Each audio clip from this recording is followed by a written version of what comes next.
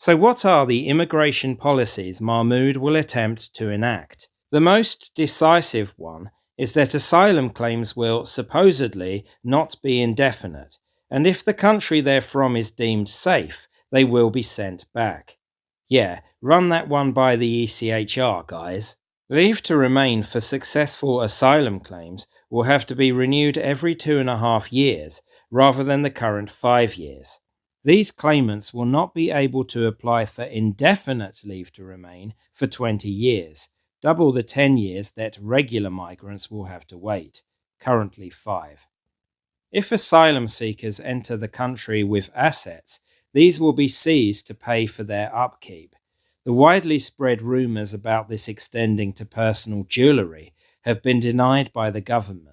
The legal obligation to provide migrants with spending money will also be withdrawn, we are told, unless the migrant is destitute.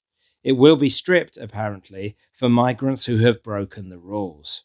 The right for asylum seekers to bring in their families will also be removed, and if they want to do it, they will have to apply for a normal work or study visa, which will supposedly be harder to obtain. The ability to appeal a refused asylum claim will be limited to one appeal only. There will also be a change to the Right to Family Life clause of the Human Rights Act. This will be in defiance of the ECHR, which the Act enshrines. The clause is currently used by immigration lawyers to prevent their clients being deported. Mahmood proposes to only allow the dispensation for parents or children. Whether or not the government has the stones to take on the ECHR or will be successful remains to be seen. Indeed, much of this has to go through Parliament, braving the scrutiny of Labour backbenchers. The measures will be attached to the Border Security, Asylum and Immigration Bill, along with the wider immigration reforms announced in the spring. Of these reforms, incidentally, the revised salary and qualification thresholds have been enacted. So has the ban on care worker visas. All the other more fundamental changes require legislative change, so have to go to Parliament. These measures are more or less a carbon copy of those in Denmark. The Danes require immigrants to speak Danish and have a housing policy to avoid ghettoization, but apart from that, it's the same. They flirted with offshore processing, but like our country, shelved that after running into ECHR pressure. Assuming the announced British measures are taken, they will make a significant difference, just as they have in Denmark, where the effect has been dramatic. They should be welcomed as the bare minimum of action. Other parties like Reform can build on them if they get into power. However, most of the measures will not apply until the legislation goes through Parliament, so will not apply to the thousands coming every month now and the thousands here already. Another red flag is to be seen in the proposal to increase safe and legal routes. Those who come on the routes will be allowed to get indefinite leave to remain after 10 years rather than 20. There will also be an expansion in a 2021 scheme where companies can sponsor at-risk people to come to Britain and work for them.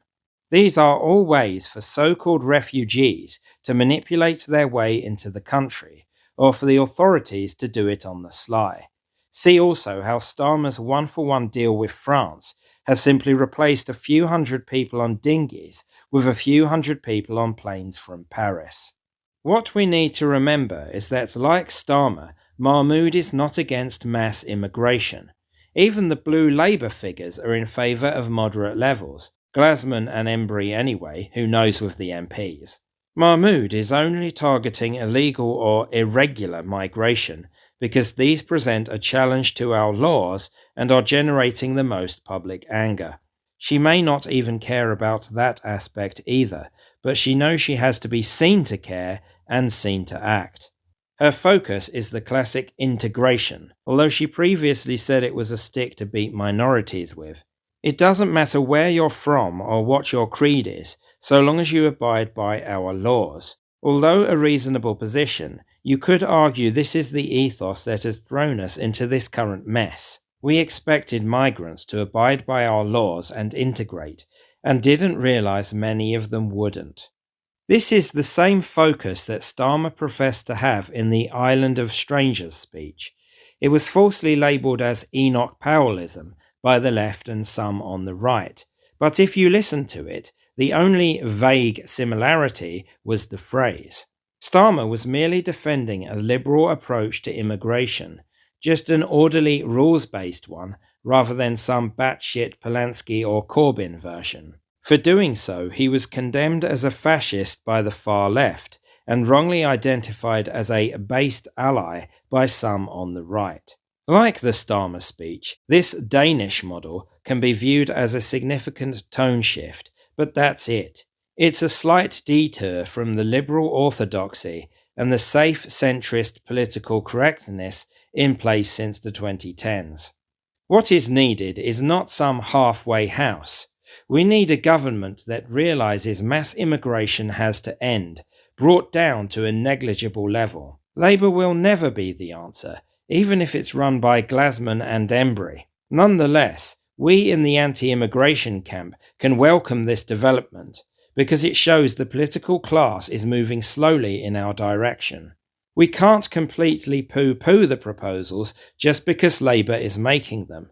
Quite frankly, anything that helps get the asylum crisis under control is good, no matter who does it. Labour are the current government, for now, and the best place to tackle the crisis.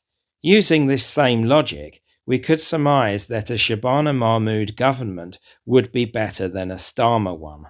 But this does not mean we have to buy into Labour or Mahmood. We don't have to pretend everything will be all right now. We have to take the slight win and push even harder to get the safe, sane country we want.